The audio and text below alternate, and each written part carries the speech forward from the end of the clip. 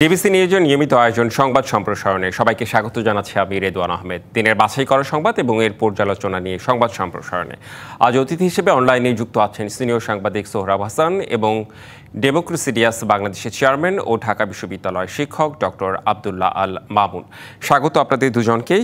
শুরুতেই চলে যেতে চাই সোহরাব হাসান আপনার কাছে। একটু আমাদের দিনের বাছাই করা সংবাদ নিয়ে যেহেতু আলোচনা, আপনাদের দুজনের কাছে প্রশ্ন, কিন্তু সোহরাব হাসান আপনার কাছে শুরুতে যেতে চাই। আসন পুনর্বিন্যাসের প্রতিবাদে রণক্ষেত্র ফরিদপুরের ভাঙা উপজেলা নির্বাচন কার্যালয়, ইউএনও অফিস ও থানায় ভাঙচুর, আগুন।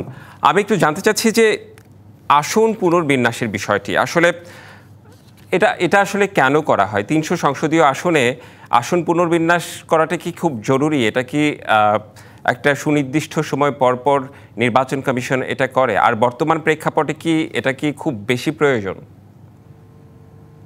ধন্যবাদ এবং সহ আলোচক অধ্যাপক আব্দুল্লাহ মামুনকে শুভেচ্ছা। বিষয়টা হচ্ছে যে আমাদের যারা পদাধিকারী থাকেন বিভিন্ন রাষ্ট্রযন্ত্রের, তারা কাজের চেয়ে অকাজটা বেশি করে এবং কোন সময়ে কোন কাজটি করতে হবে তার চেয়ে কোন সময় কোন কাজটি করতে হবে না সেটা হিতাহিত জ্ঞান তাদের কতটা আছে সে ব্যাপারে প্রশ্ন আছে। বিষয়টা হলো যে প্রথম বড় ধরনের আসন পুনর্বিন্যাস হয় 2008 সালে। তখনও কিন্তু প্রতিবাদ, আপত্তি নানা জায়গা থেকে আসে। এখন আমাদের ভূখণ্ড ছোট, কিন্তু নানা রকম জেলা, উপজেলা, ইউনিয়ন নানা ভাগে ভাগ, এবং ঠিক একটি উপজেলা বা দুটি উপজেলা নিয়ে একটি আসন বা একটি উপজেলা নিয়ে একটি আসন, এটা অনেক ক্ষেত্রেই সম্ভব হয় না। আবার 2008 সালে যেটি আমি বলবো যে খুবই কাণ্ডজ্ঞানহীন কাজ করা হয়েছিল, যে শহরে আসন বাড়ানো হয়েছিল, গ্রামে আসন কমিয়ে। কারণ শহরে তো নানাভাবে সরকারের চোখ থাকে, গ্রামাঞ্চলে বরং চোখ থাকে না। সেখানেই কিন্তু বেশি আসন থাকা দরকার। অন্তত সরকারের বা জাতীয় সংসদে একজন প্রতিনিধি থাকলে এলাকাবাসীর সুখ দুঃখ অভাব অভিযোগের কথা বলতে পারেন। বিষয়টি হচ্ছে যে এই যে আসন পুনর্বিন্যাস হতে পারে যে আপত্তির একটি জনগোষ্ঠীর যদি যোগাযোগ ইত্যাদি সমস্যার নিয়ে যদি আপত্তি থাকে, সেটা আমলে নেওয়া। এখন কথা হচ্ছে যে এটা কিসের ভিত্তিতে করা হয়েছে? এটি কোনো জরিপ করা হয়েছিল? এটি হঠাৎ আমরা দেখলাম যে বিশেষ করে বাগেরহাটে একটি আসন কমিয়ে গাজীপুরে একটি আসন বাড়ানো হয়েছে। স্বাভাবিকভাবে এটি যেখানে আসন কমানো হয়েছে তারা ক্ষুব্ধ হয়েছে ওখানকার, এবং তারা ভাবছেন যে এখানকার সব ভোটারে কি আওয়ামী লীগের সমর্থক ছিলেন যে সেখানে একটি আসন কমানো হলো। তাই এরকম একটি স্থানীয়দের মধ্যে এই ধারণা তৈরি হওয়া অস্বাভাবিক নয়। এর আগে ব্রাহ্মণবাড়িয়াও কিন্তু একই ঘটনা দেখলাম, এবং সেটা নির্বাচন কমিশনেই একটি অপ্রীতিকর ঘটনা ঘটলো। ফরিদপুরেও কি একই অবস্থা? তাহলে কেউ আইন মানানোর চেষ্টা করছে না। এখন এটি আলাপ আলোচনার মধ্য দিয়ে শেষ হওয়ার কথা, কিন্তু আমাদের দুর্ভাগ্য যে আমাদের রাজনৈতিক যে সহনশীলতা রাজনৈতিক দলগুলোর নেতাকর্মীদের থাকার কথা সেটা নেই। এই কারণেই এত বড় একটা ঘটনা ঘটলো। এখন এর প্রতিকার কিভাবে হবে জানি না। একটা হতে পারে যে আসন যেভাবে আছে, বিগত নির্বাচনে যেভাবে আসন ছিল সেটা সরকার, নির্বাচন কমিশন রদবদল করলো না। আর করলেও স্থানীয়দের আস্থায় নিয়ে করতে হবে, যথেষ্ট যুক্তি দিতে হবে। কারণ আসন আগে যেভাবে বন্টন করা হয়েছিল সেখানেও তো একটা যুক্তির বিষয় ছিল। এখন সেই যুক্তি খণ্ডন করার যথেষ্ট তথ্য উপাত্ত প্রমাণ আছে কিনা। যে ঘটনাটি ঘটেছে খুবই দুঃখজনক, এবং এটি যে এখানেই শেষ হবে তাও কিন্তু বলা যায় না। আমি মনে করি যে নির্বাচন কমিশন দ্রুত এ ব্যাপারে হস্তক্ষেপ করবে, আর আইন শৃঙ্খলা পরিস্থিতি রক্ষার দায়িত্ব স্বরাষ্ট্র মন্ত্রণালয়ের। কতটা করেছে, এবং নিশ্চয়ই সরকারের সব জেলা পর্যায়ে গোয়েন্দা বিভাগ আছে, তাদেরও আজ করার কথা যে এখানে কি ঘটনা ঘটতে পারে। আমি মনে করি এই সিদ্ধান্তটি যথেষ্ট যৌক্তিক হয়নি। জি, সোহরাব হোসেন, ধন্যবাদ আপনাকে। আরেকজন অতিথি রয়েছেন ডক্টর আব্দুল আল মামুন। আপনার কাছে একটু জানতে চাই যে অনেক রাজনৈতিক দলের তো অনেক রকম প্রস্তুতি থাকে। ৩০০ সংসদীয় আসনগুলোতে তারা সেভাবে আসলে প্রস্তুতি নেয় আগামী নির্বাচনের জন্য। এই ক্ষেত্রে কি আসলে রাজনৈতিক দলের নেতাদেরই তৃণমূলে এই দায়ভারটা কি তাদেরই বেশি? তারাই কি আসলে এই যে আসন এই পুনর্বিন্যাস কিংবা পুনর্বিন্যাস সেটি আসলে তারাই চায় না? মানে ব্যাপারটা কি ক্ষমতার আর ভোটের রাজনীতি? না, ধন্যবাদ আপনাকে। সৌরভ ভাইকে স্বাগত জানাচ্ছি। দেখুন, আপনি বোধহয় ঠিক জায়গা থেকে গেলেন। সৌরভ ভাই একটা প্রেক্ষাপট আলোচনা করেছে, কিন্তু এখানে যেটা হয়েছে যে একটা ইউনিয়নকে কেটে নেওয়া হয়েছে আরেকটার সঙ্গে। আমাদের এখানে যেটা হয় যে অনেক সময় ভোট ব্যাংক থাকে, যে নির্দিষ্ট ভোট ব্যাংকে কোন একজন নেতা বা কোন একটা দলের প্রভাব থাকে, এবং আসন যখন পুনর্বিন্যাস হয় তখন যদি কারো স্বার্থের বিপক্ষে চলে যায় তখন এই ধরনের এজিটেশনের ঘটনা ঘটে। দুঃখজনক হচ্ছে যে 5 তারিখে বোধহয় আসন পুনর্বিন্যাসের ঘটনাটা ঘটেছিল। 3 দফা এর আগে সড়ক অবরোধ হয়েছে। তিনটি জিনিস, একটা হচ্ছে যে যদি এরকম কারো স্বার্থে আঘাত লাগে তাহলে নির্বাচন কমিশন যদি সেটা জানে, তাদের উচিত ছিল যে এটাতে ইন্টারফেয়ার করা। দ্বিতীয়ত হচ্ছে যে আইন শৃঙ্খলা পরিস্থিতি রক্ষার জন্য ভাঙ্গা থানায় আজকে যেটা ঘটনা ঘটেছে খুবই ন্যাক্কারজনক ঘটনা, এবং আমরা নিন্দা জানাই। এটা সার্বিক যে আইন শৃঙ্খলা পরিস্থিতি ভালো না আমরা বলছি, তারও একটা প্রতিফলন। এবং কোনো কোনো পক্ষ কিন্তু এটা নির্বাচন সময় যারা বলছে যে লেভেল প্লেইং ফিল্ড বা আইন শৃঙ্খলা পরিস্থিতি নেই, এটা তাদের জন্য একটা সুযোগের সদ্ব্যবহার, এই ক্ষেত্রে যে তার রাজনীতি করার সুযোগ তৈরি হবে। আর তৃতীয়ত হচ্ছে যে যে কথাটা আমি বললাম যে সকল রাজনৈতিক দলগুলো, আমি কয়েকদিন থেকে এই টকশোতে এই কথাটা বলছি যে এই ধরনের সিচুয়েশন যখন হয় যে আইন শৃঙ্খলা পরিস্থিতি ভালো থাকে না গণ অভ্যুত্থানের পরে, আমি গত কয়েকদিন কেনিয়া, ঘানার উদাহরণ দিচ্ছিলাম, যে তখন রাজনীতিবিদদের এক ধরনের দায়িত্ব থাকে যে যেন এই ধরনের ঘটনা না ঘটে, শান্তি শৃঙ্খলা বজায় থাকে। কিন্তু খুব দুঃখজনক দেখলাম যে ভাঙায় ঘটনাটা ঘটেছে, এবং মনে হচ্ছিল যে এরকম একটা ঘটনা ঘটবে, এবং সেটা ঘটলো। একটু সৌরভ ভাই টাচ করলো যে ব্রাহ্মণবাড়িয়ার ঘটনাটা একদম নির্বাচন কমিশনে এসে আশ্রয় পড়লো। সেখানে অনেক বড় ভোট ব্যাংক, দুজন প্রার্থী, একটি দলের দুজন প্রার্থী আসলে তারা মনে করছিল যে এটা যদি এই আসনের সঙ্গে থাকে তার সুবিধা, আরেকজন মনে করছিল যে যদি আসনে এখানে যুক্ত হয় তাহলে তার সুবিধা হবে। সেটা কিন্তু এসে ঠেকলো একদম নির্বাচন কমিশনের মধ্যে। খুবই একটা, আমার জানা মতে সৌরভ ভাই তো বলতে পারবেন, নিকট অতীতে এরকম ঘটনা ঘটেনি যে হিয়ারিং এর সময় হাতাহাতি হচ্ছে। এটা খুবই দুঃখজনক। তো এই ঘটনাগুলো আসন পুনর্বিন্যাস কেন হয়, যেটা সৌরভ ভাই একটু টাচ করলেন, যে জনসংখ্যা বৃদ্ধি, ফ্যাসিলিটি, আইন শৃঙ্খলা পরিস্থিতি ম্যানেজমেন্ট, এই নানান কারণে আসন পুনর্বিন্যাসের কথাটা আসে। এবং একটা ঠিক যে যখনই আপনি কোনোখানে গাজীপুরের যে ঘটনাটা ঘটতো, আপনি আরেকটা অংশকে এফেক্ট করলেন, সেটাও কিন্তু বড় ধরনের একটা ঘটনা। এবং যেটা আপনি বললেন যে একটা অঞ্চলে রাজনৈতিক দলের নেতাদের একটা অ্যাসপিরেশন থাকে যে তারা ইলেকশন করবে, তাদের জনপ্রতিনিধি হিসেবে এলাকায় তারা সার্ভ করবে, সেই সুযোগটাও কিন্তু হারায়। আর এখানে যেটা হয়েছে ভাঙাতে, একটা ইউনিয়নের ভোটের অঙ্কের গড়মিল হওয়ার কারণে কিন্তু এই ঘটনাটা ঘটেছে, অন্য কোন ঘটনা না। এবং আমরা আসন বিন্যাস নিয়ে কয়েকটা ঘটনা ঘটলো, সৌরভ ভাই যেটা বললেন, আমি আশা করব যে নির্বাচন কমিশন খুব কেয়ারফুলি সামনের দিকে এই ঘটনাগুলো ঘটাবে। সময়ও কমে আসতেছে, আসন পুনর্বিন্যাস সম্ভবত 30 তারিখের মধ্যেই হয়ে যাওয়ার কথা সবগুলো রোড ম্যাপ অনুযায়ী, যদি ঠিক মনে থাকে আমার। তো এই জিনিসগুলো খুব কেয়ারফুলি করা, কারণ নির্বাচনকে যারা প্রশ্নবিদ্ধ করতে চায় তারা যেন আসন পুনর্বিন্যাসের সুযোগ নিয়ে এ ধরনের অস্থিতিশীলতা সৃষ্টি করতে না পারে। এবং আরো একটা জিনিস মনে রাখতে হবে যে সাধারণ মানুষের মনেও প্রশ্ন দেখা দেবে যে আইন শৃঙ্খলা পরিস্থিতি নিয়ে। আবার পুলিশেরও কিন্তু মনোবল ভেঙে যাবে যখন পুলিশ গিয়ে টয়লেটে লুকোচ্ছে বা তার গাড়ি ভাঙচুর করা হচ্ছে, থানার মধ্যে ঢুকে যাওয়া হচ্ছে। যেন নির্বাচন কমিশনকে আমি বলবো যে আরো সচেতন ভাবে জিনিসগুলো দেখার জন্য। আচ্ছা, আসন পুনর্বিন্যাসের ব্যাপারটি কি নির্বাচন কমিশন এককভাবে সিদ্ধান্তের বিষয়টি এখানে কি চলে আসে? মানে সোহরাব হোসেন যেটি বললেন যে আসলে এই ক্ষেত্রে আসলে সংশ্লিষ্ট এলাকার জনগণের মতামতও থাকা প্রয়োজন। আরেকটা যেটা জিনিস হয়, যেটা as per as I know, যে মতামত নেওয়া হয়, স্ট্যাটিস্টিক্যাল সার্ভে দেখা হয়, টিএনওদের মতামত নেওয়া হয়, ডিসির সাথে কনসালটেশন করা হয়। এবং সবচেয়ে বড় কথা, রাজনৈতিক দলগুলোর সঙ্গে একটা কনসালটেশন প্রসেস কিন্তু নির্বাচন কর্মকর্তা জেলা পর্যায়ে করার কথা। আমার ধারণা এগুলোতে ফ্লো থাকার কারণে এরকম ঘটনা ঘটছে। সমাধানটা আসলে কোথায় তাহলে? যেটা আমি একটু আগে বললাম যে এগুলো করার ক্ষেত্রে 30 তারিখ মতো সম্ভবত, এটা লাস্ট সবাই correct me if I am রং, 30 তারিখের মধ্যে এটা করে ফেলার কথা সেপ্টেম্বরে। সো সমাধান হচ্ছে যে আপনি যেটা অপ্রয়োজনীয় সেটাতে হাত না দেয়া। এবং যদি এমন দেখা যায় যে আসন পুনর্বিন্যাসের ক্ষেত্রে কোনো অস্থিরতা তৈরি হতে পারে, অধিকার পা না বাড়ানো, দরকার হলে পরবর্তী ইলেকশনে সেটা দেখা যাবে, সেটা এই মুহূর্তে সেটা না করা, যেন সার্বিক পরিস্থিতিটা ঠিক থাকে। জি, সোহরাব হাসান, আপনার কাছে আবার একটু আমি আসতে চাই।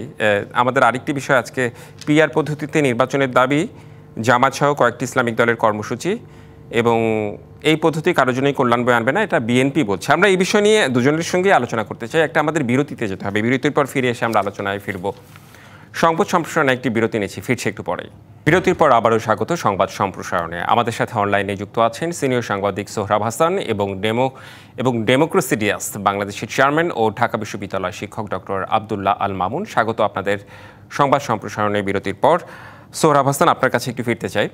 সেটি হচ্ছে যে জামায়াত এবং ইসলামী দলগুলো পিআর পদ্ধতিতে নির্বাচন চায়, বিএনপি বলছে যে এটি কারোর জন্যই কল্যাণ বয়ে আনবে না। আপনার কি মনে হয় যে পিআর পদ্ধতির জন্য বাংলাদেশ এই মুহূর্তে প্রস্তুত? আর তাদের আন্দোলনে যাওয়া কিংবা তাদের কর্মসূচি দেওয়া মানে এই মুহূর্তে হচ্ছে একমত না হওয়া রাজনৈতিক দলগুলোর। আপনার মতামত জানতে চাই। একদিকে বেশ পরিস্থিতি উত্তপ্তই বলতে হবে, কিন্তু এটা ভেতরের উত্তপ্ত, এটা বাইরের উত্তপ্ত ততটা নয়। কেননা জামাত ইসলামী অনেক আগেই ঘোষণা করেছিল যে পিআর পদ্ধতি হচ্ছে তাদের রাজনৈতিক এজেন্ডা, রাজনৈতিক দাবি। এই দাবি নিয়ে তারা মাঠে নামবে এবং তাদের চেষ্টা করবে তাদের সহযোগী কারা আছে। এখানে প্রথমে সংবাদ মাধ্যমে এসেছিল যে এনসিপি, গণ অধিকার পরিষদ, এইসব দলও তাদের সঙ্গে থাকবে। 8টি দলের কথা শোনা গিয়েছিল, শেষ পর্যন্ত কিন্তু 3টি দল। সুতরাং আমি এই যে পিআর পদ্ধতি নিয়ে মাঠে নামা, এখানে বিচলিত হওয়ার কিছু নেই।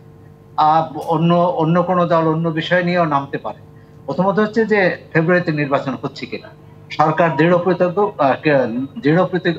প্রতিজ্ঞ যে নির্বাচন হবে, আর নির্বাচনের বাইরে কোনো ভাবার কিছু সুযোগ নেই।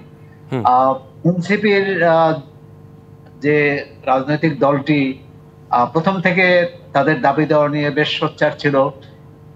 সর্বশেষ যে জুলাই সনদের ব্যাপারে একটা মোটামুটি মতনৈক্য হয়েছে, শুধু বাস্তবায়ন প্রক্রিয়া নিয়ে দ্বিমত আছে। এনসিপিও নির্বাচন করবে আশা করি। তাহলে অন্যান্য আর বিএনপির সহযোগী দলগুলো তো বিএনপির পথেই হাঁটবে। এখন সেখানে জামাত ইসলামী নিশ্চয়ই চাইবে, বিশেষ করে ডাকসু নির্বাচনে তাদের সমর্থিত ছাত্র সংগঠনের জয়ের পর যে জনসমর্থন কিভাবে তাদের অনুকূলে নিয়ে আসা যায়। সেক্ষেত্রে পিআর পদ্ধতি তাদের একটা নতুন দাবি। আর জনগণ কতটা এ ব্যাপারে ওয়াকিবহাল বা কতটা উপলব্ধি করছেন সেই বিতর্ক থাকতে পারে, কিন্তু একটা হচ্ছে তারা নতুন কিছু নিয়ে আসছে। এর পাশাপাশি আইন শৃঙ্খলা পরিস্থিতি বা অন্যান্য চাঁদাবাজি, দখলবাজি, এই বিষয়গুলো তাদের রাজনৈতিক এজেন্ডা। এখন এক্ষেত্রে বিএনপি বলেছে এটা ভালো কিছু বয়ে আনবে না, তা ঠিক, কিন্তু রাজনৈতিক সমস্যা রাজনৈতিকভাবে আলাপ আলোচনার মধ্যেই সমাধান হওয়া উচিত। 3 মাসেরও বেশি সময় ধরে জাতীয় ঐকমত্য কমিশন 30টি দলের সঙ্গে বসেছে এবং একটা জায়গায় এসেছে। এখন যে আমার ধারণা যেটা হওয়ার সম্ভাবনা আছে সেটা হলো যে রাজনৈতিক দলগুলো বাস্তবায়ন প্রক্রিয়ার ব্যাপারে একমত না হলে সরকার একটি সিদ্ধান্ত দেবে। এখন কি সিদ্ধান্ত দেবে সেটা হয়তো কিছুদিনের মধ্যেই জানা যাবে।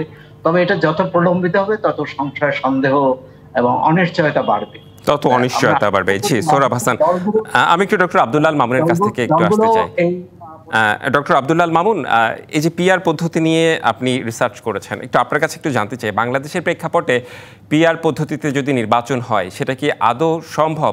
মানে নির্বাচনের আর অল্প কিছুদিন বাকি, এবং তৃণমূলে পিআর পদ্ধতি কি বোঝে, কিংবা আপনার কাছ থেকে আমিও একটু বুঝতে চাই। যেহেতু এই আলোচনাটা আপনি যে প্রশ্নটা আমাকে করলেন, এটা অনেক আলোচনা হয়েছে, পিআর পদ্ধতির খারাপ দিকগুলো কি, ভালো দিকগুলো কি। যেহেতু আপনি একটু বললেন, আমি একটু কুইকলি টাচ করি যে আমাদের একটা ফ্রাজাইল গভর্নমেন্ট হয়, যে নেপালে যে জিনিসটা আমরা একেবারে চাক্ষুষ দেখলাম, কস্ট আমরা বিয়ার করতে পারি। ডাইরেক্টলি প্রতিনিধি নির্বাচন করা যায় না। এখানে আমরা যখন বলছি যে দুর্নীতি কমাবো বা মনোনয়ন বাণিজ্য কমাবো, সেটা উল্টো হতে পারে, অনেক ধরনের আর্গুমেন্ট। আমরা অন্য একটা ইস্যুতে, আপনি যে রিসার্চের কথা বললেন, সেটা একটু ফোরকাস্ট করি।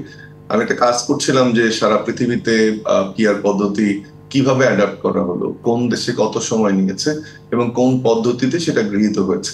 আপনি একটা চমৎকার প্রশ্ন করেছেন। আমার রিসার্চ বলছে যে যে সময়টা বাকি আছে এই সময়ের মধ্যে ফেব্রুয়ারিতে যদি নির্বাচন আমরা ধরে নিই যে সরকার দৃঢ় প্রতিজ্ঞ যে নির্বাচন করবে, তাহলে এটা মুশকিল হয়ে যাবে এই পিআর পদ্ধতি, বা এটা আসলে অবাস্তব অসম্ভব একটা আলোচনা। আমি নেদারল্যান্ডের একটা উদাহরণ আপনাকে দেই যে 19 শতকের শেষ দিকে তারা আলোচনা শুরু করে এটা বাস্তবায়ন করেছে 1917 সালে। আপনি আয়ারল্যান্ডেও 19 দশকের শেষ দিকে আলোচনাটা শুরু হয় রিপ্রেজেন্টেশনের জন্য, বিভিন্ন গোষ্ঠীকে অ্যাকুমুলেট করার জন্য। সেটার অ্যাপ্লিকেশনটা হয় 1922 সালে। আপনি জার্মানিতে 45 আলোচনা শুরু হয়ে 49 সালে এসে এটা ইমপ্লিমেন্টেশন হয়। নিউজিল্যান্ডে 70 সালে আলোচনাটা প্রথম একজন এমপির মাধ্যমে আসে, যেটা 1993 সালে এসে বাস্তবায়িত হয়। তার মানে একটা লম্বা সময়, নানান প্রোজ এন্ড কনস, অনেক খুঁটিনাটি বিষয় দেখে কিন্তু এই দেশগুলোতে পিআর পদ্ধতি অ্যাপ্লিকেশনটা হয়েছে। দ্বিতীয় হচ্ছে দেখেন যে প্রত্যেকটা নেগোসিয়েশনের সময় বা আলোচনার সময় দীর্ঘ, কোনোখানেই এই 3-4-5 মাসে হঠাৎ করে একটা ইস্যু এনে পিআর পদ্ধতির জাজমেন্টটা বা পিআর পদ্ধতির অ্যাপ্লিকেশনটা করানো হয়নি। আরো একটা জিনিস বুঝতে হবে যে প্রত্যেকটি দেশে বলা হচ্ছে যে 90টির অধিক দেশে পিআর পদ্ধতি রয়েছে। প্রত্যেকটি দেশের রাজনৈতিক সংস্কৃতি, মানুষের মনন, সামাজিক কাঠামো, গভর্নেন্স সবকিছু আলাদা আলাদা। এটাকে একটার সঙ্গে আরেকটা তুলনা করা যায় না, জন্যই প্রত্যেকটি দেশ এক একটি এন্টিটি, জাতিসত্তা নিয়েও দেশ হয়নি। আমাদের যেমন বাঙালি ভারতে থাকলেও আমাদের এখানে আমরা একটি দেশ, আমাদের মিলন মেলাটা বা আমাদের চিন্তা চেতনা ভাবনা অন্যরকম। আরেকটি জিনিস যে এখানে এই যে 4টি দেশের কথা আমি বললাম, প্রত্যেকটি দেশের 3টিতে গণভোট হয়েছে। একটিতে সংসদে দীর্ঘ আলোচনার মাধ্যমে হোয়াইট পেপার, গ্রিন পেপার এইভাবে আলোচনার মাধ্যমে জার্মানিতে এই আপনার পিআর পদ্ধতিটা এসছে। এখন আপনি যে প্রশ্নটা আমাকে করলেন, তাহলে যে পদ্ধতির কথা আমি বললাম, যে কত দিনের আলোচনা, যে পদ্ধতিতে অ্যাপ্লিকেশনের কথা বললাম, সেটা কি আদতে সম্ভব? যেটা আমি দেখতে চাই যে আলোচনাটা অমূলক, এবং খুব খারাপ লাগছে এই কারণে আমার এই জুলাই আন্দোলনের একজন সক্রিয় সদস্য হিসেবে, যে আমাদের রাজনৈতিক সংস্কৃতিতে যেখানে আমরা আলোচনার একটা পরিবেশ তৈরি করতে চাচ্ছিলাম, এই যে আন্দোলনের ঘোষণাটা আসলো, সেটা আমি মনে করি যে নতুন যে রাজনৈতিক সংস্কৃতি বিনির্মাণের আমরা কথা বলছিলাম, তার প্রতি একটা কুঠারাঘাত। এবং আপনি কার বিরুদ্ধে আন্দোলন করছেন? এখানে সৌরভ ভাই আছেন, অনেক সিনিয়র সাংবাদিক। যুগপৎ আন্দোলনের ইতিহাসে বাংলাদেশে তো বটেই যে আপনি অন্তর্বর্তীকালীন বা তত্ত্বাবধায়ক সরকারের বিপক্ষে প্রথম আন্দোলনে গেলেন, যে সরাসরি আন্দোলনে চলে গেলেন যখন সরকার বারবার আপনাকে ওয়েলকাম করছে। সেক্ষেত্রে আমি মনে করি যে আমরা গতকালই প্রথম আলো একটা রিপোর্ট করছিলাম, আমরা জানি অর্থনৈতিক অবস্থা কি, সামাজিক অবস্থা কি, আমরা ভাঙ্গা থানার ঘটনাটা আলোচনা করলাম। যখন আমরা সবাই একমত যে নির্বাচন দ্রুত দরকার, সেটা সরকার প্রধান থেকে শুরু করে রাজনৈতিক দল, ইভেন জামাত ইসলামী সহ যে 3টি দল ঘোষণা দিয়েছে, তারাও বলছে ফেব্রুয়ারিতে ইলেকশন দরকার। কিন্তু ফেব্রুয়ারিতে ইলেকশন দরকার একদিকে আমি বলবো, এবং অন্যদিকে পিআর পদ্ধতির কথা বলবো বাস্তবায়নের জন্য, সেটি কিন্তু একটু ডান দিক বলে আমি মনে করি। এই আলোচনাটা হওয়া দরকার পরবর্তীতে, বা দীর্ঘ আলোচনা হওয়া দরকার যে এটা আমাদের স্যুট করবে কিনা, এর গুলো কি হবে, তারপর পরবর্তীতে পিআর এর আলোচনাটা আসা দরকার। এই মুহূর্তে আমি মনে করি যে এটি অমূলক, এবং বর্তমান পদ্ধতিতে নির্বাচন হওয়া দরকার। জি, আপনি অমূলক বলছেন, কিন্তু আলোচনায় তো আসতেই পারে। কোনো রাজনৈতিক দল তো পিআর পদ্ধতিতে নির্বাচন চাইতেই পারে। তবে আপনি যেটি বললেন যে শব্দটা আলোচনা বলছেন, কিন্তু জিনিসটা চলে গেল কিন্তু আন্দোলনে। ওই কথাটা আমি বললাম যে আমরা নতুন রাজনৈতিক সংস্কৃতি বিনির্মাণের কথা বলছি, তখন আপনি একটা অন্তর্বর্তীকালীন সরকারের বিপক্ষে আন্দোলনে গেলেন। যদিও এটা সাদা চোখে এরকম দেখাচ্ছে, বা ভিতরের ঘটনাটা হচ্ছে বিএনপি সহ অন্যান্য দলের বিপক্ষে আন্দোলনে যাওয়া। এবং সৌরভ ভাই সুন্দর করে বললেন যে বর্তমানে সঞ্চিত যে শক্তি ডাকসু এবং জাকসুতে, সেটা কতটা বিস্তৃত বা তার শক্তিটা কতটুকু, সেটা হয়তো টেস্ট করার একটা প্রক্রিয়া। কিন্তু এটি সঠিক সিদ্ধান্ত হচ্ছে কিনা আমি একটা প্রশ্ন রেখে যেতে চাই। তার মানে আপনি বলছেন যে পরবর্তী সময়ে নির্বাচনের পর যে জাতীয় সংসদ গঠিত হবে, সেই সময় পিআর পদ্ধতি নিয়ে আলোচনা হতে পারে, কিংবা দেশের মানুষ সময় দিয়ে দেখিয়ে দিলাম যে 4-5 বছরের সবচেয়ে কম সময়ে পিআর পদ্ধতি অ্যাডপ্ট হয়েছে জার্মানিতে 1945 থেকে 1949 সাল পর্যন্ত আলোচনা করার মাধ্যমে। পৃথিবীর ইতিহাসে 3 মাস 4 মাসে পিআর পদ্ধতির আলোচনা নেই। আরো একটা জিনিস দেখেন, আমরা যে দলগুলো আজকে পিআর পদ্ধতির কথা বলছে, তারা গত 15 বছরের একদিনও বা তার আগে 90 সাল থেকে শুরু করে গণতান্ত্রিক উত্তরণে আমরা যখন গেলাম স্বৈরাচারের বিপক্ষে, তখন কিন্তু কোনোদিন আলোচনা বিক্ষিপ্তভাবে এসছে, একাডেমিক আলোচনা এসছে, বাট এরকম কোনো অবস্থান কি তুলে ধরেছে? হঠাৎ করে এসে আপনি অবস্থানটা তুলে ধরছেন যখন জাতি তাকিয়ে আছে একটা নির্বাচনের দিকে।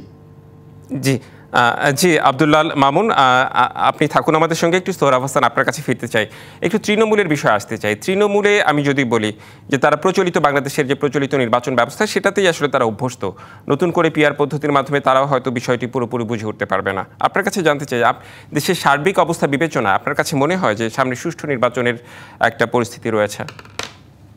জুলাই সনদেই তো পিয়ার পদ্ধতির বিষয়টি আসেনি, বিশেষ করে নিম্নকক্ষ নির্বাচনে। এটি এসেছে উচ্চকক্ষের নির্বাচনে, এবং সেখানে বিএনপি বা তার সহযোগী দলগুলো ছাড়া বাকিরা কিন্তু এটি একমত হয়েছে। এখন আমি তো বললাম যেটা তাদের রাজনৈতিক এজেন্ডা, রাজনৈতিক দাবি, সেই দাবি নিয়ে তারা চাইবে যে তাদের পক্ষে জনসমর্থন বাড়াতে। এবং আপনি জানেন যে কোনো তারা হয়তো এটাও বলতে চাইবে যে সরকার যে পিয়ার পদ্ধতি মানে না, এটা বিএনপির দাবির কাছে নতি স্বীকার করেছে। সুতরাং এটা রাজনৈতিক মাঠের রাজনীতি আর বাস্তব রাজনীতির মধ্যে অনেক সময় ফারাক থাকে। আজকে পিয়ার পদ্ধতি নিয়ে, কালকে হয়তো অন্য বিষয় নিয়ে অন্য দল মাঠে নামবে। তবে এটা ঠিক অধ্যাপক আব্দুল্লাহ আল মামুন যেমন বললেন যে আন্দোলনটা কার বিরুদ্ধে? অন্তর্বর্তী সরকারের বিরুদ্ধে। অন্তর্বর্তী সরকার তো এই রাজনৈতিক দলগুলোর অভিপ্রায় অনুযায়ী, তাদের পরামর্শ অনুযায়ী ক্ষমতায় এসেছে। সুতরাং এবং তারা কি, তাদের তাহলে বলতে হবে যে আমরা এই সরকার পিয়ার পদ্ধতির কি বলে প্রতিশ্রুতি দিয়েছিল, সেটা রক্ষা করেনি, এই কারণে আন্দোলন। এখন নতুন করে যে আন্দোলন, সেটা ঠিকই যে তাহলে নির্বাচনী তাদের এজেন্ডা হতে পারে যে পিয়ার পদ্ধতি। জনগণ যদি তাদের সমর্থন করে, তাহলে পরবর্তী জাতীয় সংসদে পিয়ার পদ্ধতি চালু হবে। জি, আপনার কি একদম সংক্ষেপে একটু জানতে চাই, সাম্প্রতিক পরিস্থিতি দেখে আপনার কি মনে হচ্ছে ফেব্রুয়ারিতে নির্বাচন সুষ্ঠুভাবে হওয়া সম্ভব? অসম্ভব, মানে অসম্ভবকেই তো বাংলাদেশের মানুষ সম্ভব করেছে। আর সেখানে এটা তো একটা পরিবেশ তৈরি হয়েছে, নির্বাচন কমিশন তার কাজ করছে, সরকার তার কাজ করছে, এবং ঘোষণা দিয়েছে যে এই নির্বাচন ফেব্রুয়ারির বাইরে যাওয়ার কোনো সুযোগ নেই। রাজনৈতিক দলগুলো মাঠে যে কথাই বলুক না, নির্বাচনের প্রস্তুতি নিচ্ছে। যে রাজনৈতিক দলটি পিয়ার পদ্ধতি চাচ্ছে, যে সবাই জামাত ইসলামী, সে জামাত ইসলামী তো 300 আসনে তাদের সম্ভাব্য নাম ঘোষণা করেছে। তাহলে পিয়ার পদ্ধতিতে নির্বাচন হলে তো প্রার্থীর নাম ঘোষণার প্রয়োজন নেই, তারা একটা তারিখ দিয়ে দেবে 300 জনের, সেই তারিখ অনুযায়ী পরবর্তীকালে সংসদে সদস্য নির্বাচন। জি, আসলে সময় স্বল্পতার জন্য আসলে আরো বড় আলোচনা করা গেল না। আপনাদের দুজনকে অনেক অনেক ধন্যবাদ আজকে সম্প্রসারণে যুক্ত হবার জন্য। এই ছিল সংবাদ সম্প্রসারণে। ডিবিসি নিউজের সঙ্গেই থাকুন।